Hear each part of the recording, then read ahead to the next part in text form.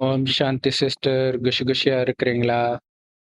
ஓம் சாந்தி brother. குஷி குஷியா இருக்கிறோம். Okay sister. இப்ப சமீபமாக வந்து திரைக்கதை எழுதுறதுக்கு பேர் போன பாக்கியராஜ் அவர்கள் வந்து இறந்திருக்கிறாரு. ஸோ அவர் வந்து இறக்குற நிலையில இல்ல. அதுக்கு முன்னாடி கலந்துக்கிட்ட ஃபங்க்ஷன்லாம் பார்க்கும்போது நல்லாவே இருந்தார் ஆரோக்கியமா. நல்லா பேசினாரு. அவருக்கு இப்ப கூட விழா எடுத்தாங்க. திடீர்னு இறந்தது ஏன்னா இப்ப பாரதி ராஜா வந்து ரொம்ப படுத்த நிலையிலேயே இருந்தார். அதுவே ஒரு வருஷத்துக்கிட்ட இருந்தார். இவரு என்ன திடீர்னு இறந்தாரு அப்படிங்கிறது ஒரு பெரிய பேரதிர்ச்சியா இருந்து நெறைய பேரு சில விஷயங்கள் சொல்றாங்க. ஸோ அதுக்கு முக்கியமான காரணம் என்ன சிஸ்டர்? அவரு நல்லாதான் இருந்திருக்காரு கடைசி வரைக்கும். குஷ்பு மகள் கல்யாணத்துக்கு கூட கோவா போயிட்டு வந்து ரொம்ப வந்திருக்காரு. சந்தோஷமா எல்லாரும் நல்ல ம். சந்தோஷம் எப்பயுமே காமெடியா தானே அவர் படமே நல்லா ஜாலியா இருக்கும். அதே மாதிரிதான் ஆமா. இருந்திருக்கிறாரு. ம். அவருக்கு அந்த எக்ஸசைஸ் பண்ற பழக்கம், ஜாகிங் பண்ற பழக்கம் அதெல்லாமே இருந்திருக்கு. ஓ! உடம்ப ஃபிட்டா வச்சுக்கிறது. அந்த ம். அளவுக்கு அவருக்கு அந்த ரொம்ப ஏஜும் தெரியாது பார்க்கவே. நான் ஆமா. ரொம்ப நாளாவே பார்க்கறதுக்கு அவரு நல்லாதான் இருப்பாரு. நான் நடிகரா ம். இருக்கும்போதும் கொஞ்ச நாளா தானே நடிக்கல. அது வரைக்குமே நல்லாதான் இருந்தாரு. அப்புறம் ம். ஃபங்க்ஷன்ல கலந்துக்கும் போதும் எல்லாருமே சொல்றாங்க நல்ல ஜாலியா இருந்தாரு அப்படிதான் சொல்றாங்க. ம். ஆனா அந்த ஜாகிங் போறது அதெல்லாம் பண்றதெல்லாம் ஒரு ஏஜுக்கு மேல அவங்க இறக்கறதுக்கு நிறைய காரணம் சொல்றாங்க. அப்படி இருந்தாலும் இதுவும் ஒரு ரீசனா இருக்கலாம். அந்த ம். ஜாகிங் போறதெல்லாம் வாக்கிங்னு சொல்றாங்க, சில பேர் ஜாகிங்னு சொல்றாங்க. ஜாகிங் எல்லாமே ஒரு 50 வயசுக்கு மேற்பட்டவங்க செய்யக்கூடாதுதான். ஏன்னா அந்த ஹார்ட் ரொம்ப பம்ப் பண்ணும் இல்லையா உடம்புக்கு தேவையான பிளட். அப்ப பிளட் ம். பிரஷர் கூடதான் செய்யும். ஒரு ஏஜுக்கு மேல அது செய்யறது நல்லது இல்ல. எக்ஸசைஸ் உடம்புக்கு நல்லதுதான். ஆனாலும் அதுலயும் பார்த்துதான் பண்ணணும். இந்த ஒரு ஏஜுக்கு ஏஜ். இதுதான் சூட் ஆகும். ஒரு ஏஜுக்கு இதுதான் சூட் ஆகும். எது எது நமக்கு கரெக்ட்டா வரும். இந்த ஜிம்முக்கு போறவங்கலாம் நெறைய பேர் பார்த்திருப்பீங்க. ஹார்ட் அட்டாக்ல இறந்து போனது. ஓவரா எக்சர்சைஸ் சின்ன பண்ணும்போது வயசுலே அந்த ஹார்ட் சின்ன சின்ன வயசுல வயசுலயே ஹார்ட் இறக்குறாங்க. நல்ல ம். உடம்பு சூடாயிடும். எக்சர்சைஸ் பண்ணும்போது உடம்பு சூடாதான் ஆகும். ஆல்ரெடி ம். நம்ம பார்த்திருக்கோம். ஹீட் வேவ்ஸ்னால கூட ஹார்ட் அட்டாக் வர ஏற்கனவே சான்ஸ் ஹீட் இருக்கு வேற. அப்படின்னு ஆமா. ம். வேற. அப்ப எக்சர்சைஸ் ம். பண்ணும்போது நம்ம ஹீட் ஆனதுனால தானே அந்த வேர்வை வெளியில வருது. உடம்பு சூடானு ம். அது சமப்பட்டது தானே நமக்கு ஸ்வெட்டிங்லாம் ஆகும். அப்போ கண்டிப்பா. உடம்பு சூடாகும். அப்ப சூடாகும்போது இன்னும் கொஞ்சம் தான் பிரஷர் கூடிக்கிட்டே போகும் இல்லையா? ம். ஹார்ட்டோட பம்ப் பண்ற வேகமும் அதிகமாகும். அதனால கூட அவருக்கு இந்த மாரி கார்டியோ அரெஸ்டோ, ஹார்ட் அட்டாக் ஏதோ ஒண்ணு வந்திருக்கு அவருக்கு. அதோட இல்லாம இந்த யோகா பண்றது நல்லதுதான். ம். யோகாவிலயும் இப்ப ரொம்ப சில பேர் என்ன பண்ணிட்டாங்க, யோகாவும் எக்ஸர்சைஸும் கலந்து பண்ண ஆரம்பிச்சுட்டாங்க. ம். பழைய ம். காலத்து யோகான்னா ரொம்ப பொறுமையா, நிதானமா தான் செய்யணும். உடம்புக்கு ஃப்ளெக்சிபிலிட்டி அதுதான் மெயின். கரெக்ட். ஃப்ளெக்சிபிலிட்டி இருந்தாலே உடம்புக்கு இந்த மூட்டு வலி, ஜாயிண்ட் பெயின் எதுவுமே வராது. இடுப்பு, ம். மூட்டு வலி எதுனா வயசானவங்களுக்கு மெயின் ப்ராப்ளமா இருக்கு. அதெல்லாம் வரவே வராது. ஃப்ளெக்சிபிலிட்டி நல்லா இருக்கும். அதனால தான் யோகா பண்றதே. இந்த காலத்துல இருந்து நம்ம இருந்தோம். இப்பதான் உலகம் ஃபுல்லா யோகா ஃபேமஸ் ஆயிருக்கு. நம்ம பிரைம் மினிஸ்டர் தான் எல்லா இடத்துலயும் கொண்டு போய் சேர்த்தாரு. யோகா டே அப்படின்னு கூட இருக்கு. ஆனா ம். இப்ப அது யோகாவும் பிளஸ் எக்ஸசைஸ் அப்படின்னு சேர்த்து பண்றாங்க. ம். ஆக்சுவலா யோகா பண்ணும்போது உடம்பு குளிர்ச்சி அடையும். இந்த ம். ஸ்லோவா ஆக்ஷன் பண்ணும்போது உடம்புக்கு நல்லது. எதிர்ப்பு சக்தி கிடைக்கும். உடம்பு குளிர்ச்சி அடையும். ஃப்ளெக்சிபிலிட்டி கிடைக்கும். மொத்தத்துல உடம்புக்கு நல்லது ஆரோக்கியம். ஆனா எக்ஸசைஸ் பண்ணும்போது உடம்பு சூடாகும். ம். ஒரு அளவுக்கு மேல பண்றது நல்லது இல்ல.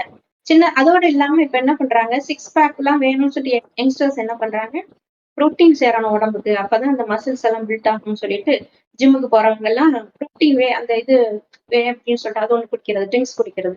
ம். அதுக்கப்புறம் இந்த சிக்கன் அந்த நான்வெஜ் ஐட்டம்ல தானே புரோட்டீன் இருக்குங்கிறாங்க. அதை மட்டுமே சாப்பிடுறது. ஓ! ரைஸ் அவாய்ட் பண்ணணும். மில்க் அவாய்ட் பண்ணணும். ஒயிட் இதெல்லாம் எல்லாமே அவாய்ட் பண்ணணும். ஆனா அந்த புரோட்டீன் இருக்கிற மட்டும் நான்வெஜ் மட்டும் சாப்பிடுறது. இது ஓ! மட்டும் சாப்பிட்டுட்டு அளவா கொஞ்சமா அதே தான் சாப்பிட்டுட்டு இப்படி ம். எக்ஸசைஸ் பண்ணும்போது நல்ல மசில்ஸ் டெவலப் ஆகும் அப்படின்னு ம். சொல்லிட்டு செய்யறாங்க. அதனாலயும் உடம்பு சூடாகும். நம்ம ம். நாட்டுல பொதுவா அந்த காலத்துல ரைஸ் தான் சாப்பிடுவோம். இந்த மோர் சாதம், தயிர் சாதம், அப்புறம் தண்ணி விட்ட சாதம், ம். பழைய சாதம் அப்படிதான் காலையில சாப்பிடுவாங்க. ஏன்னா உடம்பு குளிர்ச்சி அடையும். அது சாப்பிட்டே வயல்ல போய் வேலை செய்யறவங்க எல்லாம் எவ்வளவு ஹெல்த்தியா இருந்தாங்க. அவங்களுக்கு எல்லாம் ஏதாவது வந்துச்சா? கரெக்ட். நடந்துதான் போவாங்க. அதுவே ஒரு வாக்கிங் ஆகும். நல்லா இந்த தயிர் சாதம் சாப்பிட்டு தண்ணி விட்ட சாதம், மோர் விட்டு நல்லா சாப்பிட்டுட்டு தான் போவாங்க. வேற சத்தெல்லாம் பெருசா கிடையாது. ஆனாலும் இந்த உடம்புல அவ்வளவு ஸ்ட்ரென்த் இருந்தது. இவ்வளவு நாள் நாள் முழுக்க வெயில்ல நின்று வேலை செய்வாங்க. அவங்களுக்கு எந்த ப்ராப்ளமும் வரல. இப்ப இந்த ஜாகுவார் தங்கம்னு ஒருத்தர் இருக்காரு இல்லையா? இந்த ஆமா. Stunt master. ஆமா. ம். அவரு கூட சொல்லியிருக்காரு. அவருக்கே 74 இயர்ஸ் தான் என்னமோ ஆச்சு. ஆனா ம். பாக்குறதுக்கு ரொம்ப யங்கா இருப்பாரு. யங்கா 44 இருப்பாரு. மாரி தான் இருக்கும். ஆமா. அவரு சொல்லியிருக்கிறாரு, அவரோட இன்னை வரைக்கும் அவரோட பழக்கம் தண்ணி விட்ட சாதம் தான். அதாவது முந்தின நாள் வச்ச அந்த பழைய சாதத்துல தான் நல்ல ம். நீர் மோர் விட்டு, அதுதான் மார்னிங் சாப்பிடுவார். ஓ! மத்தியானமும் கீரை சாதம். அதுதான் ம். சாப்பிடுவார். ம். நெறைய கீரை யூஸ் பண்ணி சாதத்துல போட்டு பெசஞ்சு எப்படி சாப்பிடுவாரா? கீரை சாதம் அப்படின்னு சொல்றாரு. Night correct. மட்டும் ஏதோ ஃபிஷ் எடுத்துக்குவாரு. அதே மாரிதான். ரைஸ் சாப்பிட்டு ஆனாலும் ஒரு உடம்பு எப்படி நல்லா தானே வச்சிருக்கிறாரு. ரைஸே ம். மோசம். அது சாப்பிட்டாலே வெயிட் போட்டுரும். அப்படித்தானே கரெக்ட். இப்ப எல்லாரும் சொல்லிட்டு கரெக்ட். ஃபுட்டோட இந்த இதே மாத்திட்டாங்க. அந்த லைஃப் ஸ்டைலையே மாத்திட்டாங்க. அதனாலதான் இவ்ளோ ப்ராப்ளம் ஆகுது. Exercise correct. பண்ணா அதுக்கு அந்த மாரி உடம்ப குளிர்ச்சி பண்ணிக்கணும். ஃப்ரூட்ஸ், வெஜிடபிள்ஸ் சாப்பிடலாம். ஜூஸ் சாப்பிடலாம். பழைய சாதம் சாப்பிட பிடிக்காட்டி இந்த மாரி சாப்பிட்டுக்கலாம். ஆனா இந்த மாரி நான்வெஜ் சாப்பிடுறது உடம்பு சூடு இன்னும் தான் அதிகரிக்கும். அதே மாரி இந்த எல்னினோ எஃபெக்ட்ல வந்து யூரோப்லலாம் நெறைய பேர் கஷ்டப்படுறாங்களே, அவங்களோட ஃபுட் ஹேபிட்டும் இப்படிதான் இருக்கும். சும்மா இந்த பிரெட் சாப்பிடுறது, அவங்க வேற என்ன சாப்பிட போறாங்க? நான்வெஜ் நம்ம அளவுக்கு அதிகமா சாப்பிடுவாங்க. அது சாப்பிடுவாங்க, ம். பிரெட் ம். சாப்பிடுவாங்க, ஒரு ம். ஜூஸ் எடுத்துப்பாங்க. அவ்வளவுதான். ஏதாவது ஒரு ம். ட்ரிங்க்ஸ் எடுத்துப்பாங்க. அவ்வளவுதான். ம். அந்த ம். ஹேபிட் இருக்கு. அதனால உடம்பு உஷ்ணமா வச்சுப்பாங்க. அந்த காலத்துல வேணா ஓகேவா இருந்துக்கலாம். ம். கிளைமேட் அப்படி சில்லுன்னு இருக்கும்போது. ஆனா இப்ப வந்து அந்த ஹார்ட்ட தாங்குற அளவுக்கு அவங்க உடம்பு இல்ல. லைஃப் அது ஸ்டைல்ல வந்து அவங்க அதே இதுல இருக்கிறாங்க. நம்மள மாரி கரெக்ட். இருந்தா நம்ம உடம்பு நல்லா தாங்கும். 45 டிகிரிலாம் நம்ம பார்த்துட்டோம். நம்ம ஓ! எத்தன கத்திரி வெயில பார்த்துருக்கோம் இல்லையா? மே மாசம்லாம் வரதான் செய்யும். 40 டிகிரிலேருந்து ம். 45 டிகிரி வரைக்கும் நமக்கு அப்ப வந்திருக்கு. அப்ப நான்வெஜ் சாப்பிடுறது ஒரு முக்கியமான காரணம் இவங்களால வெயில் தாங்க முடியாம இருக்கிறதுக்கு. எ தாங்க ஏன்னா முடியாம உடம்பு ஹீட் ஆமாமா. ஆகுதுல்ல. ம். கரெக்ட். இப்ப நடிகர் அர்ஜுன் வந்து உடம்பு சூப்பரா வச்சிருப்பாரு. அவரு சொல்றாரு, "நான் எந்த நான்வெஜ்ஜும் சாப்பிடுறது கிடையாது. நான் உணவுக்கு ஒரு பெரிய விஷயமே இம்பார்ட்டன்ஸே குடுக்க மாட்டேன். ஒரு சாதாரண வெஜிடேரியன் ஐட்டம் 1, 2 அவ்வளோதான் சாப்பிடுவேன். எனக்கு மசில் இருக்க தானே செய்யுது." அப்படிங்கிறாரு. புரோட்டீனுக்காக நான் தனியா எதுவும் பண்றது கிடையாது. ஆமாமா. அது கரெக்ட். ம். அது இன்னும் கூட 2, 3 பேர் சொல்லுவாங்க. என்னன்னா, புரோட்டீன் வேணும்னா யானைக்கு எங்க இருந்து புரோட்டீன் கிடைக்குது? அது என்ன நான்வெஜ்ஜா சாப்பிடுது? அதே மாரி எங்களுக்கும் வெஜிடேரியன். கிடைக்கும். எங்களுக்கும் கிடைக்கும். அது கரெக்ட்டா அது அது சயின்டிஸ்ட்டால கரெக்ட்டா அனலைஸ் பண்ணலாம் முடியாது. அப்படி பார்த்தா அதுக்கெல்லாம் எப்படி கிடைக்குது? இது அதுக்கு நான்வெஜ்ஜே இப்ப தானே வந்தது. நான்வெஜ் இதுக்கு முன்னாடிலாம் சாப்பிடல இந்தியால. இப்ப சமீபமா தான் இந்த ஒரு ஒரு ஜெனரேஷன், 2 ஜெனரேஷன் தான். அதுவும் இந்த ஜெனரேஷன்ல தான் அதிகமா இருக்குது. அடிக்ட்டே ஆயிட்டாங்க. அதே மாரி இப்ப அர்னால்டு ஷ்வார்ஜ்நெகர் தான் பாடி பில்டருக்கு ஃபேமஸே உலக அளவுல. அவரே வெஜிடேரியனா தான் இருக்கிறாரு. இது வந்து இது அ நான்வெஜ் மூலமாக தான் புரோட்டீன் வரும்ன்றது இந்த கம்பெனிக்காரங்க சொன்ன மிகப்பெரிய ஸ்கேம்ன்றாரு. ஆமா அவங்க மார்க்கெட்டிங் தான் விக்கிறதுக்கு அது. Marketing scam. அங்கெல்லாம் வந்து அ அது ஒரு பெரிய கார்ப்பரேட் நிறுவனம் நடத்தும். இங்கேயும் அதே மாரி ம். ஆயிடுச்சு. கறி கடை, சிக்கன் இதெல்லாம். அங்க எப்பத்துல இருந்தோ அது அப்படிதான். ஸோ அதுக்காக அவங்க பண்றது தான். இதுதான் சாப்பிடணும். இதெல்லாம் வந்து மோசமானது. இந்த மாதிரியே எடுத்துட்டு இருக்கிறது. ஸோ நம்ம உணவு இப்ப பேக் டூ தி ரூட்ஸ்ன்ற மாதிரி, அந்த பழைய உணவை நோக்கி தள்றதுக்காக தான் இந்த இதெல்லாம் வருதுன்னு நெனைக்கிறேன். ஆமாமா. அப்ப ஆமா. அ அப்ப சப்போஸ் அங்க இருக்கக்கூடிய இந்தியர்களால தாங்க முடியுது. ஏன்னா எல்லா இடத்துலயும் இந்தியர்களும் இருக்கிறாங்கல்ல. தாங்க முடியுதுன்னும்போது அப்ப பார்ப்பாங்க. இன்னொன்னு போக போக எந்த உணவும் கிடைக்காதுன்னு கடவுள் சொல்லியிருக்கிறார். அப்ப வெஜிடேரியனுக்கு மக்கள் மாறுவாங்கன்னு நெனைக்கிறேன். அங்க இருக்கிறவங்களும். ம். ஏன்னா, அவங்க வந்து அந்த டெம்பரேச்சர தானே சொல்லிட்டு இருக்கிறாங்க. எப்ப பார்த்தாலும், எங்களுக்கு நான்வெஜ் சாப்பிடலன்னா தாங்காது. இத தான் சொல்லிட்டு இருக்கிறாங்க. அந்த குளிருது தாங்காது, தாங்காதுன்ட்டு. சரி இப்ப வெயில் வந்துருச்சு. இப்ப ஆமா. வெஜிடேரியனுக்கு மாறுங்க அப்படின்னு வந்துரும் அந்த போல இருக்கு. கல்ஃப் கண்ட்ரீஸ்ல அடிக்கடி நெறைய டெம்பரேச்சர்ல தான் பாக்குறாங்க. கல்ஃப் கண்ட்ரீஸ்ல சர்வசாதாரணமா சம்மர்ல 45 ம். டிகிரி 50 டிகிரி வரைக்கும் போக தான் செய்யும். எல்லாரும் ம். ஃபுல்லா கவர் பண்ணிட்டு தான் இருப்பாங்க இத்தனைக்கும். ம். ஃபாரினர்ஸ் மாரி அந்த வெயில தாங்காம அப்படிலாம் கிடையாது. ஃபுல்லா கவர் பண்ணிட்டு தான் இருப்பாங்க லேடீஸ், ஜென்ட்ஸும். ஆனா அவங்க ம். சாப்பிட்டது பாத்தீங்கன்னா, ரொம்ப கம்மியா ஓ! கொஞ்சம் ரைஸ், கொஞ்சம் வெஜிடபிள்ஸ், ஒரு ஜூஸ், டேட்ஸ் ம். ம். இவ்வளவுதான். ஓ! ஓ! அப்புறம் காஃபின்னா, காஃபி மாதிரி இருக்காது. காவா அப்படின்னு ஒண்ணு சின்னூண்டா ஒரு பிளாக் டீ மாரி, பிளாக் காஃபி மாரி கொஞ்சம் எடுத்துப்பாங்க. அவ்வளவுதான். ஓ! ஃபுட் எல்லாம் ரொம்ப எடுத்துக்க மாட்டாங்க. கொஞ்சம் கொஞ்சம் ம். தான் சாப்பிடுவாங்க. ம். நான்வெஜ் எல்லாம் எப்படி எடுத்துக்கிறது? குபோஸ்ன்னு சொல்லிட்டு சாதாரணமா இந்த ரொட்டி மாரி இருக்கும். ம். சப்பாத்தியோட சாப்பிட்டா ஒரு ரொட்டி. அதுதான் அந்த குபோஸும், ஹுமூஸ்ன்னு சொல்லிட்டு அந்த இதுதான் நம்ம சென்னால தான் செஞ்ச சாப்பாடு தான் அது. ம். அதுதான் முக்காவாசி சாப்பிடுவாங்களே தவிர, நான்வெஜ் எப்பவாவது தான் சாப்பிடணும். ம். அதுவுமே இவங்கள மாரி இத்தன மசாலா போட்டு, இத்தன விரும்பி சாப்பிடுறது அப்படிலாம் கிடையாது. இந்த ஃபங்ஷன் வந்தா சாப்பிடுறாங்க இல்லையா? அந்த ஒட்டகம், அந்த ஏதோ ம். ஒரு இதுல வரும் இல்லையா? அத கட் பண்ணி அந்த இது சாப்பிடுறது. அது வந்து எப்பயாவது ஃபங்ஷன் டைம்ல தான். மத்தபடி நார்மல் சாப்பாட்டுல அவங்களுக்கு அந்த நான்வெஜ் எல்லாம் கிடையாது. அதுக்கப்புறம் தான் ஃபாரின்ல இருந்து எல்லாத்தையும் இம்போர்ட் பண்ணி தானே அவங்களால முடியும். அங்க அந்த ம். நான்வெஜ்ஜே கிடையாது. ம். அதனால அதெல்லாம் ரொம்ப கிடையாது சாப்பிடுற பழக்கம். கரெக்ட். அதனால அவங்களால தாங்கிக்க முடியுது. அந்த டெம்பரேச்சர் எல்லாம் தாங்கிக்க முடியுது. ம். இவங்க பிரான்ஸ்ல இருக்கிறவங்களால முடியலன்னா, அந்த உடம்பு அந்த ஃபுட் ஹேபிட் தான்.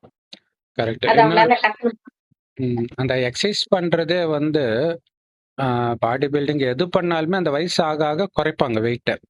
குறைச்சிக்குவாங்க. ம். அதே அளவுக்கு வெயிட் தூக்கணும்னா ஹார்ட் அட்டாக் தான் வரும். ஏன்னா அது வந்து பயாலஜிக்கலா வந்து அது நேச்சர் அது. கொஞ்சம் கொஞ்சமா ம். டீக்ரேட் ஆக தான் செய்யும். அப்ப நம்ம ஓரளவுக்கு வச்சுக்கலாம். அப்படியே வெயிட்ட குறைச்சிட்டு சும்மா அப்படியே ஸ்லைட்டா கொஞ்சம் எக்சர்சைஸ் பண்ணா இன்னொன்னு என்னன்னா, அந்த 40 வயச கிராஸ் பண்ணாலே மூவ்மெண்ட்ட ஸ்லோவா பண்ணணுன்றாங்க. நம்ம அந்த பழைய அந்த ரஜினி இப்ப ரஜினி இந்த வேக வேகமா அவருமே குறைச்சிட்டாரு. பழைய மாதிரி இப்ப நடக்கிறது கிடையாது. ஏன்னா முடியாது அது. இருந்தாலும் அவரு அது சினிமா சான்ஸுக்காக வேகமா இருக்கிற மாரி காட்டிக்கிறாங்க. பட் மத்த இடத்துல அப்படி நடக்க மாட்டாங்கன்னு நெனைக்கிறேன். தனியா வீட்ல அவரோட இருக்கும்போது தான் நேச்சர் பொறுமையா அப்படி. ம். அவர் கொஞ்சம் அந்த மாரி ஹைப்பர் ஆக்டிவா அந்த பேசுறதே ஃபாஸ்ட்டா தான் இருக்கும் அவரோட. ஸ்பீடா பேச்சே இருக்கும். ஃபாஸ்ட்டா இருக்கும். ம், ம், நடக்கிறது ம். எல்லாமே சின்ன வயசுல ரொம்ப ஃபாஸ்ட்டா இருந்திருக்கும். அதனால இந்த ஏஜ்லயும் அவரால அந்த கொஞ்சம் குறையுது. அந்த மாரி ம். இருக்கு. அவங்களோட நேச்சர் ரொம்ப ஃபாஸ்ட்டாவே எப்பயுமே நடக்கிறது. அதனால எல்லாரும் அதே மாரி இருக்க முடியும் அப்படின்னு சொல்ல இல்ல, இல்ல. முடியாது. அப்பயுமே ஆனா யோகா டாக்டர் வந்து கம்மியா இருக்க சொல்லியிருப்பாங்க. ஏன்னா, அவருக்கு அந்த கிட்னி ப்ராப்ளம்லாம் வந்ததுல்ல. சொல்லியிருப்பாங்க. அவரு கூட ஏதோ ஒரு ஃபங்ஷன்ல இது வந்து 1950 மாடல் சார் பார்த்து பண்ணுங்கன்றாருன்னா, அதானே அர்த்தம். ஸ்லோவா இருக்கிற மாதிரி பண்ணுங்க. பழைய மாதிரி எதிர்பார்க்காதீங்கன்னு தான் அர்த்தம். ஸோ அதுக்கேத்த மாரி தான் இப்ப பழைய மாதிரிலாம் இல்ல. அவருடைய மூவ்மெண்ட்லாம் கம்மியா இருக்கிற மாரி தான் படத்திலே வருது. ஆம். ஸோ அது ஓகே. அவங்க வந்து காசுக்காக பண்றாங்க. பட் மத்தவங்கலாம் பார்த்தீங்கன்னா, ஜென்ரலா அந்த சினிமா நடிகர்கள பார்த்து நம்ம இமிட்டேட் பண்ணி நம்ம வாழ்க்கைய வீணாக்கிக்க கூடாது. இல்ல அது ரொம்ப முக்கியமானது. அந்த பொறுமையா இருக்கிறது தான் ஒரு கிரேஸே. அந்த ராயல் தன்மைன்றது பொறுமையா இருக்கிறதுல தான் இருக்குது. இல்ல வேக வேகமா இருக்கிறதுல ராயல் தன்மை இருக்குது. ஸோ அது புரிஞ்சுக்காம வேகமா பண்றது. இன்னொன்னு பாக்கியராஜ் அவர்களுக்கு வந்து அந்த அடமன்ட் கேரக்டர் இருக்குதுன்னுவாங்க. அதாவது ஆ. ஒண்ணு பண்ணா அது பண்ணியே ஆகணும். அப்ப மியூசிக் கத்துக்கன்னா அது எதையாவது ஒண்ணு ஒருவேளை அந்த மாதிரி எக்சர்சைஸ் பண்ணாரோ என்னவோ தெரியல கடைசியில. ஏன்னா நெறைய பேர் அந்த மாரி "கண்ணால் அடுத்து இங்க ஆசையான்ற" படத்துல நடிச்ச ஹீரோ கூட சின்ன வயசுலயே இறந்தாரு. அவரு வந்து டாக்டர் வேற. ஜாகிங் போகும்போது தான் ஆமா. இறந்தாரு. ம். ரொம்ப சின்ன வயசுல ஜாகிங் போகும்போது தான் இறங்குறாரு. ஸோ அப்ப அந்த ஜாகிங் போனா உடம்புக்கு நல்லதுன்றதே இப்போ ஒரு பெரிய கொஸ்டின் மார்க்கா வந்து நிக்கிது. ஏன்னா உயிரையே பறிக்குதுன்னா அது சாதாரணமா எடுத்துக்க கூடாதுல்ல. உயிரே பறிக்குதுன்னா ம். அது உண்மையிலே நல்லது தானான்னு டவுட்டா தான் இருக்குது. ஏன்னா இப்ப சின்ன வயசுல இருக்கிறவங்களுக்கு வந்து எக்ஸர்சைஸே தேவை கிடையாது. இயல்பாகவே அவங்க உடம்பு ஆரோக்கியமா தான் இருக்க போகுது. அப்ப அப்பயும் ஓட தேவையில்ல. வயசாக ஆக தான் கொஞ்சம் எக்சர்சைஸ் தேவைப்படுது. ஏன்னா, அந்த ஃப்ளெக்சிபிலிட்டிக்காக. அப்ப பொறுமையா தான் பண்ண போறோமே! இல்லையா? ஆனா அது பொறுமையா அதுதான் நம்ப யோகா முறை வந்து கரெக்ட்டா இருக்கும். அதே மாரி முறையில அந்த யோகா பண்றது கரெக்ட். பொறுமையா இப்ப ம். அந்த பொறுமை யாருக்குமே இல்ல. ஆசனா இருக்குங்க. ஆண்டியப்பன் அப்படிலாம் ஒருத்தர் இருந்தாரு இல்லையா? அவர் ரொம்ப ஸ்லோவா தான் அந்த மூவ்மெண்ட்ஸ மாத்த சொல்லுவாரு. ஆனா ம். நல்ல ஃப்ளெக்சிபிலிட்டி கிடைக்கும். ஆனா ஸ்லோவா பொறுமையா செய்யணும். யோகாலாம் ரொம்ப கரெக்ட். ஸ்லோவா தான் இருக்கும். இந்த மெத்தட்ல செஞ்சா உடம்புக்கு நல்லது. நல்ல ம். ஃப்ளெக்சிபிலிட்டி இருக்கும். உடம்பு குளிர்ச்சியாகும். ஆனா இன்னொரு இப்ப இருக்கிறதெல்லாம் கொஞ்சம் ஆ இன்னொன்னு ஃபாஸ்ட்டா தான் என்னன்னா, இருக்கு. அந்த அளவுக்கு ஸ்லோவா பண்றதுக்கு நேரம் இருக்கணுமே! இப்ப எல்லாருடைய மைண்டும் வேற எதுலயோ ஆக்குபை பண்ணிக்கிட்டே இருக்குது. இத முடிச்சோனே அத பண்ணணும், அத பண்ணணும். இந்த மாதிரி சிந்தனையில மைண்டு வேகமா ஓடுது. இதுல உடம்பும் வேகமா ஓடுனா, மைண்டும் வேகமா ஓடும்போதே ஹார்ட் பயங்கரமா தான் பம்ப் பண்ணும். இதுல உடம்பும் அதே மாரி பம்ப் பண்ணும்போது கூட பிரச்சனை ஆயிடும். ஸோ நம்பள நம்பி தான் எல்லாமே இருக்குதுன்ற அந்த ஒரு எண்ணம் தான் மனிதனுக்கு அந்த டென்ஷன டென்ஷனும் ஒரு முக்கியமான காரணம். இல்லையா? இப்ப வர ஹார்ட் அட்டாக்கு அது ஒரு முக்கியமான காரணம். சின்ன வயசுல இருந்தே அந்த பிரஷர் இருந்துகிட்டே இருக்குது. எதையாவது சாதிக்கணுன்ற எண்ணம், மத்தவங்களோட கம்பேர் பண்றது, இந்த மாதிரி இது இல்லாம நம்ப கையில எதுவுமே கிடையாது. இல்லையா? நம்ம நெனச்ச மாரி எல்லாருமே இருக்க மாட்டாங்க. ஸோ பாரதி ராஜா இறந்ததுக்கெல்லாம் அத சொல்லுவாங்க. அவங்க மகன ஒரு வாய்ப்பு வாங்கி குடுக்க முடியலன்ற அந்த டென்ஷன்ல இறந்தாரு. அது நம்ம கையில கிடையாது. இல்லையா? நம்ப வாழ்க்கையே நம்ம கையில கிடையாது ஆக்சுவலா. அது எப்படி வருதுன்னு நமக்கே தெரியல. அப்படி இருக்கும்போது மத்தவங்களுடைய வாழ்க்கைய நம்ம சூப்பரா பண்ணிடலாம்னு நினைக்கிறது வந்து அதுவுமே டென்ஷனை கொடுக்கும். ம். பாக்யராஜ் சார் அவங்க பொண்ணோட லைஃப்பும் அவரு நினைச்ச ம். மாதிரி இல்லையேன்னு ரொம்ப வேதனையில தான் இருந்திருக்காரு. உள்ளுக்குள்ள மனசுல அந்த வேதனை இருந்திருக்கு. இருந்தது. பையனும் அந்த அளவுக்கு ஷைன் பண்ணல. அதுவும் இருந்திருக்கு. பொண்ணும் ஆமா. இவரை நினைச்ச மாதிரி பண்ணாம ஏதோ லவ் மேரேஜ் ஏதோ ஃபெயிலியர் அந்த மாதிரி பேசிக்கிறாங்க. ம். அதனால கூட கொஞ்சம் அவருக்கு மன உளைச்சல் இருந்திருக்கலாம். அது சினிமாக்காரங்களை வந்து இந்த லவ் ஆதரிச்சு எடுத்த படம் எடுத்த டைரக்டருடைய அந்த பசங்களுடைய வாழ்க்கையும் நல்லா இல்ல. ரொம்ப கொடுமை. ஒண்ணு கல்யாணம் ஆகாம இருப்பாங்க, அல்லது கல்யாணம் ஆகி இந்த மாதிரி பிரச்சனை. அப்ப ஏன்னா நிறைய பேருடைய வாழ்க்கை அவங்க கெடுத்திருக்கிறாங்களே இந்த மாதிரி படத்தை லவ் கிவ்னு எடுத்து. இப்ப அவங்க பசங்க மட்டும் தப்பிச்சிட முடியுமா அதுல? இப்ப காசுக்காக இதை எடுத்தாதான் பாக்குறாங்கன்றதுக்காக காசுக்காக எடுக்கிறாங்க. ஆனா அதோட கர்மாவை சேர்த்துக்கிறாங்கன்றது அவங்களுக்கு தெரியல. அதே மாதிரி ஆபாசமா நடனம் ஆடின எந்த நடிகையுடைய வாழ்க்கையும் நல்லா இல்ல பாருங்க. அவங்க மகள்கள் அல்லது அவங்களுடைய அடுத்த ஜெனரேஷன் வாழ்க்கையும் நல்லா இல்ல. ரொம்ப ரேரா ஒரு சிலர் வேணா நல்லா இருக்கலாமே தவிர பெரும்பாலும் வந்து அவங்க வாழ்க்கை நல்லா இல்ல. அப்ப அந்த நேரத்துக்கு காசு கிடைக்குதுன்னு என்ன வேணாலும் பண்றாங்க அப்படின்னும் போது அதுக்கப்புறம் அவங்களுக்கு பிரச்சனை தான் அது. சோ அதனால இந்த கவர்ச்சி இதை மூலதனமா வைக்காம குணம் அல்லது திறமை இதை மூலதனமா வச்சா பிரச்சனை கிடையாது. ஏன்னா இந்த கவர்ச்சி மூலதனமா வைக்கிறாங்கன்னா எவ்வளவு நாளைக்கு கவர்ச்சி இருக்கும் உடம்புல? இருக்காது இல்லையா? இப்ப கவர்ச்சி மூலதனமா வச்சு ஒருத்தனை கல்யாணமே பண்றாங்கன்னு வச்சுக்கோங்க. கவர்ச்சி போனதுக்கு அப்புறம் அவன் விட்டுட்டு போயிட போறான் இல்லையா? அந்த குணம் தானே மெயின். இது வந்து பைபிள்ல இது இந்த எச்சரிக்கை இருக்கும். பைபிள்ல வந்து எஸ்தர் கதைன்னு நினைக்கிறேன். ஒரு ராஜா இருப்பாரு. அவருக்கு ராணி இருப்பாங்க. ரொம்ப அழகான பொண்ணு இருப்பா. அப்ப இவர் வந்து விருந்து வைப்பார். அப்ப வந்து எல்லா சிற்றரசர்களும் வந்திருப்பாங்க. இப்ப எல்லாரும் முன்னாடி எனக்கு இவ்வளவு அழகான மனைவி இருக்குதுன்னு காட்டிக்கணும்னு அவனுக்கு ஒரு ஆசை இருக்கும் இல்லையா? அதனால மனைவியை கூப்பிட்டுட்டு வாங்கன்னு சொல்லி அனுப்புவாங்க. அவ என்னால வர முடியாதுன்னுவா. வர முடியாதுன்ன உடனே இவருக்கு கொஞ்சம் ஒரு மாதிரி ஆயிடும். கூட இருக்கிறவங்களும் ஏத்தி விடுவான். ஏன் இன்னைக்கு உன் மனைவி வர முடியாதுன்னா நாளைக்கு எங்க மனைவியும் இதே மாதிரி மதிக்க மாட்டா இல்ல? எப்படி ஒரு மனைவி உனக்கு தேவையா அப்படின்ட்டு எல்லாரும் ஏத்தி விடுவாங்க. நீங்க ராஜா நீங்க ஊன்னு சொல்லுங்க. நாங்க ஊர்ல 1000 பொண்ணு உங்களுக்கு ஏற்பாடு பண்றோம் அப்படின்னு ஏத்தி விடுவாங்க. அப்ப அவன் தண்ணி வேற அடிச்சிட்டு இருப்பான். உடனே அவன் சரி ஏற்பாடு பண்ணுங்கன்றான். அப்பதான் ஒரு பொண்ணு எஸ்தர்ன்ற பொண்ணு ரொம்ப சின்ன பொண்ணு. ஆனா குணம் வந்து நல்லா இருக்கும். சோ அப்ப அந்த ராணி போஸ்ட விட்டு ஒரு செகண்ட்ல காணாம போயிடுறா அவ. இதை ஏன் சொல்றேன்னா இன்னைக்கு டைவர்ஸ் நடக்கிறதுக்கு இது ஒரு முக்கியமான காரணம். லவ் வர்றது இனக்கவர்ச்சினால வந்துடுது. ஆனா அந்த இனக்கவர்ச்சி ரொம்ப நேரத்துக்கு இருக்காது இல்லையா? திருமணமாகி 1 மாசத்துக்குள்ள அது போயிடும். போன பிறகு மீதி என்ன இருக்கும்? குணம் தான் இருக்கும். அந்த குணத்துல அந்த பணிவு இல்லைன்னா முடிஞ்சு போச்சு. லைஃப் காணாம போயிடும். ஏன்னா நிறைய பேர் வந்து இப்ப பப்ளு இந்த மாதிரி நிறைய பேர் சொன்னது என்னன்னா அதை யாரும் சரியா கேட்கல. ஏன்னா அவர் ஒரு வயசு வித்தியாசத்துல ஒரு பொண்ணை பார்த்தாரு, அதை தான் பார்த்தாங்களே தவிர அவர் முக்கியமா சொன்னது என்னன்னா எனக்கு வந்து அடிப்படை மரியாதை கூட கொடுக்கல. ஒரு நாயை ட்ரீட் பண்ண மாதிரி ட்ரீட் பண்ணா. ஜெயம் ரவியும் அதான் சொன்னாரு. சோ இது வந்து எல்லா இடத்துலயும் இருக்குது. அப்ப என்னன்னா அந்த பணிவுன்ற அந்த குணம் வந்து ஆணுக்கும் தேவை, பெண்ணுக்கும் தேவை. ஆனா அதை மறந்துடுறதுனால என்ன ஆயிடுதுன்னா அந்த லவ் பண்ணும்போது அந்த என்ன பேசினாலும் ஒன்றும் தெரியாது. ஆனா கல்யாணம் பண்ண பிறகு பாத்தீங்கன்னா அது ஒரு அவங்களுக்கு ஒரு அதுலயும் இந்த மாதிரி செலிபிரிட்டியா இருக்கிறாங்க இவங்க நினைச்சா நிறைய பொண்ணுங்க கிடைப்பாங்கன்னும் போது நான் எதுக்கு இவளோட இருக்கணும்ன்ற எண்ணம் வந்துடும். அது இன்னைக்கு நிறைய செலிபிரிட்டி கிட்ட இது நடந்துட்டு இருக்குது.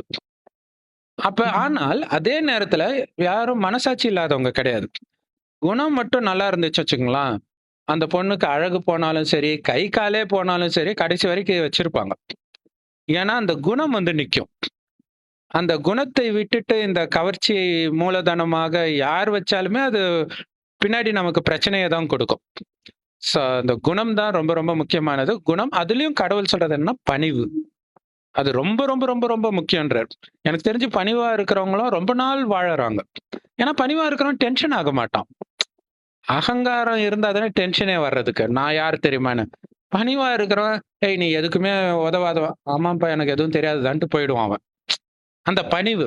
அந்த பணிவு வந்து எல்லாத்தையும் டேக் இட் ஈஸியா எடுத்துக்கும். சோ எனக்கு தெரிஞ்சு அப்படி இருந்தவர் வந்து எம்.எஸ். விஸ்வநாதன் சொல்லலாம். அவர் பேச்சுல அவ்வளவு பணிவு இருந்தது. அந்த கண்ணதாசன் அவ்வளவு புகழ்ந்து கடைசி வரைக்கும் பேசிட்டு இருந்தாரு. இப்ப இருக்காரா தெரியல. பட் அவ்வளவு பணிவு இருந்தது. அவங்க கிட்ட கத்துக்க வேண்டிய விஷயங்கள் இதெல்லாம் நம்ம. ஸோ அதெல்லாம் இருக்கும்போது இன்னொன்னு என்னன்னா, அந்த பணிவு வந்து பேச்சுல சிலருக்கு இருக்கும். பட் குணத்துல உள்ளுக்குள்ள வந்து அந்த அகங்காரம் இருக்கும். உள்ளுக்குள்ள இருந்தாலும் நம்மள அழிச்சிடும். அதுவும் இல்லாம பார்த்துக்கணும். ஸோ இது இது வந்து ஜென்ரலாகவே நாம சொல்றோம் எல்லாருக்குமே. ஸோ மொத்தத்துல எக்ஸர்சைஸ் இப்ப இவர் வந்து நெறைய பயங்கர செயின் ஸ்மோக்கரா இருந்திருக்கிறாரு ஒரு காலத்துல, பாக்கியராஜ் அவர்கள். இதெல்லாம் என்னன்னா ஜென்ரலாவே என்ன சொல்லுவாங்கன்னா, சின்ன வயசுல நீங்க பண்றது எல்லாமே 40 வயசுக்கு மேல தான் காட்டுன்னுவாங்க. எக்ஸர்சைஸே சின்ன வயசுல வெறித்தனமா எக்ஸர்சைஸ் பண்றாங்கன்னு வச்சுக்கோங்களேன், அப்ப நல்லா இருக்கிற மாரி தெரியும். மசில்லாம் ஏறுற மாரி தெரியும். ஆனா 40 வயசுல ஆப்பு வச்சுடும். 40 வயசுல சம்மந்தமே இல்லாம நெஞ்சு வலிக்கும். சின்ன சின்ன பிரச்சனை எல்லாம் வாழ்க்கையில எப்படியும் பிரச்சனையும் வரும். அத அவங்களால தாங்க முடியாது. அந்த உடம்பால தாங்க முடியாது. தேவையில்லாத ஸ்ட்ரெஸ் குடுத்து, குடுத்து இந்த உடம்பு அதுக்காக கிடையாதுல்ல. உட்கார்ந்து பாடி பில்டிங் பண்றதுக்கா இந்த உடம்பு? இயல்பான காரியத்தை செய்யறதுக்கு தான் இந்த உடம்பு. அத மட்டும் செய்ய விட்டீங்கன்னா, இது லாங் ஸ்டாண்டிங் வந்து இருக்கும். கன்னா பின்னான்ட்டு அதுக்கு இது சம்மந்தமே இல்லாததெல்லாம் சினிமால யாரோ சிக்ஸ் பேக் வச்சிருக்கிறான்றதுக்காக இங்க பண்ணிட்டு இருந்தோம்னா, அங்க சினிமால சிக்ஸ் பேக் வச்சிருக்கிறவன் என்னென்ன கஷ்டப்படுறான்னு அவனுக்கு தான் தெரியும். இல்ல அவனுக்கு காசு இருக்கு. அதுக்கேத்த மாரி ட்ரீட்மெண்ட்லாம் எடுத்துக்குவான். இங்க சாதாரணமா இருக்கிறவன் என்ன பண்ணுவான்? ஒண்ணுமே பண்ண முடியாது.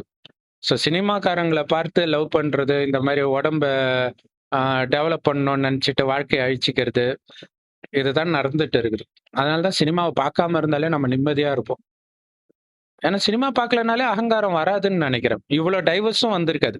நெறைய பேர் சொல்றது என்னன்னா, சீரியல பார்த்து தான் இந்த டைவர்ஸு, கள்ளக்காதல்லாம் அதிகமா வருதுன்றாங்க. ஏன்னா சீரியல்ல அது நெறையா காட்டுறாங்களாம் இப்ப. வீட்ல இருக்கிற பெண்கள் அதே தானே பார்க்குறாங்க. அப்ப திரும்ப திரும்ப அத பார்க்க பார்க்க நம்ம மைண்ட வந்து ஆ பதிவு பண்றோம்.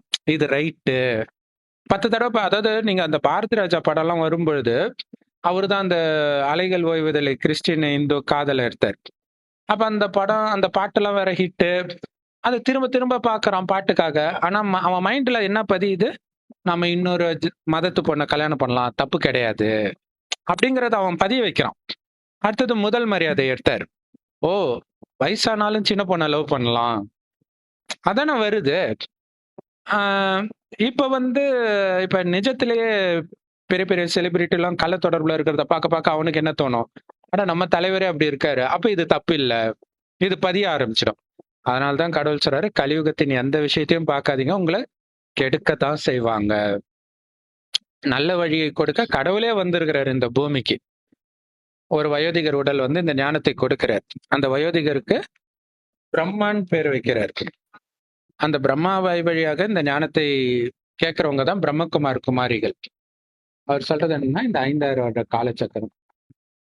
இதுல முதல் 2500 வருடம் சொர்க்கமாகும். அடுத்த 2500 வருடம் நரகமாகும். இதே பூமியே இருக்கு. கடைசி 100 வருடம் தான் இறைவன் வரார். வந்து சொல்றது என்னன்னா, உங்கள நீங்க உடம்புன்னு நெனச்சுக்கிறீங்க.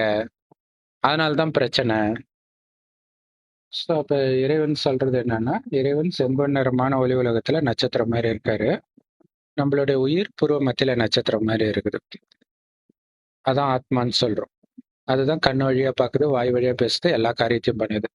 அந்த ஆத்மா தான் நான்னு உணர்ந்து, ஆத்மாவின் தந்தை சிவ பரமாத்மாவை நினைக்கணும். அவரு செம்பொன் நிறமான ஒளி உலகத்துல நட்சத்திரம் மாரி இருக்காரு. அவரை தான் அல்லாஹ் பரமபிதான்றோம். அவரை எந்த அளவுக்கு நினைவு பண்ணிக்கிட்டே இருக்கிறோமோ, அந்த அளவுக்கு உடல் நானுன்றத மறப்பீங்க. ஏன்னா உடல் நானு நினைக்கும்போது தான் அதுக்கு அடுத்தது தான் நான் ஆணு, பெண்ணு, பணக்காரன், அமெரிக்காக்காரன், இந்த பதவியில இருக்கிறேன். இவ்வளவு அகங்காரம் அப்படியே பில்ட் ஆகிட்டே வருது ஒரு ஒரு லேயரா. அப்ப எல்லாத்தையும் கட் பண்ணா உடம்பே கிடையாது. வெறும் ஒளி புள்ளி எப்பவுமே இருக்கிறோம். வெவ்வேறு பிறவியில வெவ்வேறு நடிப்பு நடிக்கிறோம். ஆனா மனிதனா தான் பிறப்போம். ஆணாக பெண்ணாக மாறி மாறி பிறப்போம். இப்ப அந்த ஆத்மா நான் உணர்ந்து இறைவனை நினைக்க நினைக்க ஆத்மா தூய்மையாகும். எந்த அளவுக்கு தூய்மையாகுதோ அந்த அளவுக்கு கலியுகம் அழிந்து இதே பூமி சொர்க்கமாகும் போது அங்க நீங்க பிறப்பீங்க அப்படிங்கிறார். சோ இறைவனை நினைக்கிறது எந்த அளவுக்கு முக்கியமோ அதே அளவுக்கு இறைவன் தினம் தினம் நம்ம கிட்ட பேசுறாரு. அதை வந்து முரளின்னு சொல்றோம். எல்லா பிரம்மகுமாரிகள் ராஜயோக தியான நிலையத்திலும் முற்றிலும் இலவசமா கிடைக்குது. ஸோ அந்த முரளியை தினம் தினம் கேட்கணும். யூடியூப் வெப்சைட்ஸ்ல இருக்கு. அதோட லிங்க் இந்த வீடியோக்கு டிஸ்கிரிப்ஷன்ல கொடுக்குறோம். அவசியம் பாருங்க. ஸோ அந்த முரளி வந்து கடவுளே பேசுறது. பி.கே. சரவணகுமார் தமிழ் முரளின்னு போட்டீங்கன்னா கூட அது வரும். அது அந்த கடவுள் சொல்றாரு அப்படின்ற நிச்சய புத்தியோட அதை கேட்கும் பொழுது உங்களுக்கு தெரியும் அதோடைய பவர். அப்ப இறைவன் சொல்றது என்னன்னா, உடம்பு கிடையாது. ஜெனரலா இறந்தாதான் உடம்பை விட்டு ஆத்மா வெளில வரும். ஆனா இப்பவே நீங்க உடம்பு இல்லாத ஆத்மான்னு புரிஞ்சுக்கோங்கன்ற. இப்ப உங்களுடைய கவலை எல்லாம் அடுத்து எந்த உடம்பை எடுக்கணும்? சொர்க்கத்துல. சொர்க்கத்துல கன்ஃபார்மா போயிடுவோம். கொஞ்சம் நிச்சய புத்தியோட இந்த ஞானத்தை கேட்டாலே. ஆனா சொர்க்கத்துல ஆரம்பத்திலே வருமா? கடைசியில வருமா? ஆரம்பத்திலே வந்தாலும் ராஜாவா பிறக்க போறோமா? வேலைக்காரனா பிறக்க போறோமா? இவ்வளவு இருக்குது. அப்ப ஆரம்பத்திலே வரணும். அதுலயும் மிக உயர்ந்த பதவி அடையணும். இதான் எல்லாருக்கும் லட்சியம். அப்ப அதை அடையணும்னா அந்த அளவுக்கு உடல் உணர்வுகளான காமம், கோபம், பற்று, பேராசை, அகங்காரம் கொஞ்சம் கூட இருக்கக்கூடாது. அப்ப உடல்ன்றத சுத்தமா மறந்தீங்கன்னா அது இருக்காது. இதுதான் உங்களுடைய லட்சியமாக இருக்கணும். இது இது இது இது வந்து நம்முடைய யாத்திரை. இதை நாம தான் பண்ண முடியும். நமக்காக வேற யாரும் பண்ண முடியாது. இல்லையா? கோயிலுக்கு போனா என் பேர்ல உண்டியல்ல காசு போடுங்கன்னு சொல்லிடலாம். பட் இது நீங்க தான் பண்ணணும். இல்லையா? இதை மட்டும்தான் நீங்க பண்ண முடியும். வேற எதுவுமே உங்க கையில கிடையாது. அவங்கவுங்களுடைய பார்ட் என்னவோ அதுதான் நடக்கும். அது என் மகனா இருக்கலாம், மகளா இருக்கலாம், யாரா வேணாலும் இருக்கட்டும். அவங்கவுங்க பார்ட் நடக்கும். அதை பத்தி நாம கவலைப்பட தேவையில்ல. அவங்க நம்ம மூலமா பிறக்கணும்னு இருக்குது, அவ்வளவுதான். அதை நம்ம தலையில சுமந்துக்கிறது தேவையில்லாதது. ஏன்னா அது நம்ம கண்ட்ரோல்ல கிடையாது. நம்ம கண்ட்ரோல்ல ஒண்ணே ஒண்ணு இருக்குது, அடுத்த ஜென்மத்துல நம்ம என்ன பதவி அடைய போறோம்ன்றது. ஏன்னா துக்கம் இல்லாத உலகம் அடுத்த 2500 வருடத்துக்கு. சிங்கமும் பசும் ஒன்னா தண்ணி குடிக்கும். சிங்கம் போன்ற விலங்குகளால கூட நமக்கு துக்கம் வராது. அந்த மாதிரி உலகத்துக்கு போக போறோன்ற அந்த சந்தோஷம் இருக்கணும். ஏன்னா அந்த காலத்துல ஒரு 50 வயது கிராஸ் ஆயிட்டாலே ஆன்மீகத்தை பக்கம் அதிக நாட்டம் போகும். அது நல்ல விஷயம். ஏன்னா என்ன ஆகுதுன்னா அடுத்த ஜென்மத்துக்கு அவங்க ப்ரிப்பேர் ஆகுறாங்க. அதுல கவனம் இருக்கணும். இது ரொம்ப முக்கியமான விஷயம். ஏன்னா நாம இந்த போற வழிக்கு இது ஒரு வழி. புண்ணியம் சேர்க்கணும். கரெக்ட். போற அதோட வழி. சொல்லுங்க. இன்னொன்னு, நம்ம உடம்புக்கு தான் இவ்வளவு ட்ரில் எக்ஸசைஸ் எல்லாம் கொடுக்குறாங்க. யாருமே மனசுக்கு என்ன ட்ரில், மனசுக்கு என்ன எக்ஸசைஸ் கொடுக்கலாம் அதை பத்தி யோசிக்கிறது கிடையாது. வயசானதுக்கு அப்புறம் அதுதான் முக்கியம். சரி, அந்த காலத்துல பக்தி பண்ணுவாங்க, போக வர. ஆனா இப்ப அதுவும் தேவையில்லைன்னு கடவுள் சொல்றாரு. நீ எங்கேயுமே அலைய வேண்டாம், அங்க எங்க சுத்தி திரிய வேண்டாம், கஷ்டப்பட வேண்டாம். நீ இருந்த இடத்துல இருந்து என்ன நினைவு செஞ்சா போதும். இதுவே மனசுக்கு ட்ரில். அப்படிதான். கரெக்ட். ஆத்மான செவ்வானத்தில் நட்சத்திரம் மாதிரி இறைவனை நினைச்சுக்கிட்டே இருக்கணும். இதுல என்னன்னா, அதாவது மனசால புத்தியால நம்ம போயிட்டு வரணும். அதான் நினைவு யாத்திரை.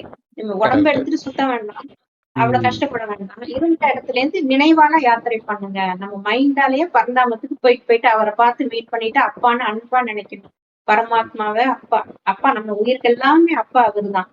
நம்ம ஆத்மாவா இருக்கும், அவர் பரமாத்மா. பிறப்பு எடுக்கல, பிறப்பு சக்கரத்துக்குள்ள வரல, உடம்பு எடுக்கல. அவர் என்னைக்குமே ஆத்மாவே தான் இருக்காரு. அதனாலதான் சதாசிவன் அப்படின்னு சொல்றோம். ஆத்மாவோட பேரு தான் சிவன். அதனாலதான் சதா சிவமாவே இருக்கிறாரு. உருவம் கிடையாது அவருக்கு, உடல் எடுக்கல. உருவங்கிறது ஒளிப்புள்ளி, அதுதான் அவரோட உருவம். ஆனா அது சின்னதா இருக்கும், அது பாக்குறதுக்கு கூட கண்ணுக்கு தெரியாது. அந்த அளவுக்கு மைன்யூட்டா இருக்கும். நம்ம ஆத்மாவும் அதே மாதிரிதான் உருவ மத்தியில உள்ளுக்குள்ள இருக்கு. பிரெயின்ல பிட்யூட்டரி கிளாண்ட்ல இருக்குது. அதையும் நம்ம உயிரையும் பார்க்க முடியாது. அந்த அளவுக்கு சின்ன மைக்ரோஸ்கோப் இன்னும் கண்டுபிடிக்கல. கடவுளும் அப்படிதான் இருக்காரு. பரமாத்மாவும் அந்த ஒளிப்புள்ளியாதான் இருக்கிறாரு. ஆனா சின்னதா இருக்கிறாரு. அவர் பூஜை பண்றதுக்காக அது கொஞ்சம் பெரிய உருவமா, லிங்க உருவமா செஞ்சு பூஜை பண்றாங்க. மத்தபடி அவர் அவ்வளவு பெருசு கிடையாது. ஆற்றல் தான் பெருசு. அவர் அந்த அளவுக்கு இருந்துட்டு உலகத்தை அவர் பிரம்மா மூலமா உலகத்தை படைக்கிறது, விஷ்ணு மூலமா காக்கிறது, சங்கர் மூலமா அழிக்கிறது, இதெல்லாம் பண்றது அவர்தான். அவர் பரந்தாமத்துலதான் இருக்காரு, எங்கேயும் பறந்து விரிஞ்சு இல்ல அப்படின்னு அவரே சொல்றாரு. அவரே சொல்லும் போதுதான் நமக்கு தெரியுது. இதுல இன்னொரு முக்கியமான விஷயம் என்னன்னா, பாக்கியராஜ் அவர்கள் நிறைய அந்த மேடை பேச்சுல பாத்தீங்கன்னா டபுள் மீனிங் இல்லாம அவர் பேசவே இல்லை. கடைசி வரைக்கும் ஒண்ணு பழைய படத்துல நடந்த சம்பவம் எல்லாமே இதை பற்றியே பேசுறாருன்னா என்ன அர்த்தம்? இதை பற்றியே தான் மைண்ட்ல ஓடிட்டு இருக்குதுன்னு அர்த்தம். இது எந்த அளவுக்கு ஆபத்து அப்படின்னா, இது இப்ப ஒருத்தர்கிட்ட 1000 ரூபாய் கொடுத்து, ஒரு குழந்தைகிட்ட 1000 ரூபாய் கொடுத்து ஒரு திருவிழால நீ என்னென்ன வாங்கிக்கிறன்னா, அதே மாதிரி இன்னொரு குழந்தைகிட்ட வெறும் 100 ரூபாய் மட்டும் கொடுக்கறோம்னா, இந்த குழந்தை 100 ரூபாய்க்குள்ளதான் வாங்க முடியும். ஆனா ஒரே பொருளை கூட 100 ரூபாய்க்கு வாங்கிக்கலாம், அல்லது முக்கியமான பொருளா வாங்கிக்கலாம். அதே மாதிரி 1000 ரூபாய் வச்சிருக்கிற குழந்தை அதுகிட்ட அதிகமா காசு இருக்கு, நிறைய வாங்கிக்கலாம். அந்த மாதிரி ஆத்மாவில இருக்கிற பணம் தான் வருமானம். அதைத்தான் இறைவனை நினைத்து நினைத்து தூய்மையாக ஆக ஆத்மாவுடைய வருமானம் அதிகரிக்குது. 5000 வருஷத்துக்கு தேவையானதை நம்ம நிரப்பிக்கிட்டா ஆரம்பத்திலே பிறப்போம். கம்மியா நிரப்பிக்கிட்டா லேட்டா தான் பிறப்போம். இது மெயினா ஏன் சொல்றேன்னா, அந்த காலத்துல 40 வயதுக்கு மேலலாம் வந்து ஜென்ரலாவே ஆன்மீகத்தின் பக்கம் இருக்கும் கவனம். 40 வயசுக்கு மேல அதிகமாகவே இருக்கும். 50 வயசுக்கு மேல ரொம்பவே அதிகமாக இருக்கும். இங்க என்ன நடக்குது அப்படின்னா, அந்த இறைவனை நினைக்கிறாங்க. மற்றதெல்லாம் சும்மா பேரளவுல வாழ்ந்துட்டு இருப்பாங்க. அது உண்மையிலே என்ன பண்ணும்னா, அடுத்த ஜென்மத்துக்கு அவங்களுக்கு சேமிப்பாகுது. ஒரு நல்ல குடும்பத்துல பிறக்க வைக்கும். ஆனா, இப்ப பாக்கியராஜ் அவர்கள் மாதிரி நெறைய பேர் இந்த ஆபாசமான விஷயங்கள பார்க்கறது, இப்படியே இருக்கிறாங்க அப்படின்னா, ஆத்மாவுடைய சக்தி போயிடும். அடுத்தது ஒரு பிச்சைக்கார குடும்பத்துல போய் பிறப்போம். இது தெரியல. இந்த வருமானம் காலியாகுதுன்னு அவங்களுக்கு தெரியல. சோ இது ரொம்ப முக்கியமான விஷயம். ஆனா, இப்ப நம்ம கலியுகம் அழிந்து சொர்க்கமே வரப்போகுது. அப்ப 5000 வருஷத்துக்கு முன்னாடி இருந்த இடத்துக்கு போறோம். அப்ப அவ்வளவு செல்வம் இருக்குது. அப்ப அவ்வளவு செல்வத்தை நான் சம்பாதிக்கிறேன்னா, இந்த ஆபாசமான விஷயத்த நான் பார்க்க மாட்டேன், கேட்க மாட்டேன், நினைக்க மாட்டேன். ஏன்? ஏன்னா எனக்கு சேமிப்பாகுது. அதை நான் இழக்க விரும்பல. இல்ல ஒருத்தங்க கவர்ச்சிகரமா ட்ரெஸ் போட்டுட்டு போறாங்க. அத பார்க்கணும். இப்படி திரும்பி பார்த்தா அங்க காலியாவுது. என்னுடைய வருமானம் காலியாவுது. ஒரு செகண்ட்ல நாமளே இழக்கிறோம். யாரும் வந்து திருடல. நாமளே இழந்துடுறோம். இல்ல ஒரு சிலர் பாக்கெட்ல காசு போட்டிருப்பாங்க. யாரும் திருடி இருக்க மாட்டாங்க. பாக்கெட் ஓட்டையா இருக்கும். அதுவே விழுந்துரும். அந்த மாதிரி நீங்களே ஓட்ட பண்ணிடுறீங்கன்னு அர்த்தம். சோ இத புரிஞ்சுக்கணும். இதை பாருங்க பாக்கியராஜுக்கு வந்து அரசு மரியாதையோட இறுதி ஊர்வலம்லாம் பண்ணாங்க. ஆனா அவர் என்ன மாரி ரோல் மாடலா இருந்திருக்கிறாருன்னு பார்த்தீங்கன்னா, ரொம்ப கேவலமான ரோல் மாடலா தான் இருந்திருக்கிறார். இல்ல மற்றவர்களை தவறாக தான் வழி நடத்தியிருக்கிறார். அவர் வழி வந்த பார்த்திபன் அதை விட பயங்கரமா வழி நடத்திட்டு இருக்கிறாரு இப்ப. சோ சரியான வழியை கடவுள் தான் காட்டுறார். சோ தயவு செய்து அருகில் உள்ள பிரம்மகுமாரிகள் ராஜயோக தியான நிலையத்துக்கு போங்க. முழுக்க முழுக்க ஃப்ரீ. ஒரு பைசா நீங்க கொடுக்க தேவையில்ல. ஏன்னா நடத்துறது மனுஷன் இல்ல, கடவுளே நடத்துறார். சோ 5000 வருடத்துக்கு ஒரு முறை தான் இந்த வாய்ப்பு கிடைக்குது. சோ தயவு செய்து தவற விட்டுறாதீங்க. ஓம் சாந்தி. தேங்க்ஸ் ஃபார் வாட்சிங். Thank you sister. Thank you, brother. Thanks for watching.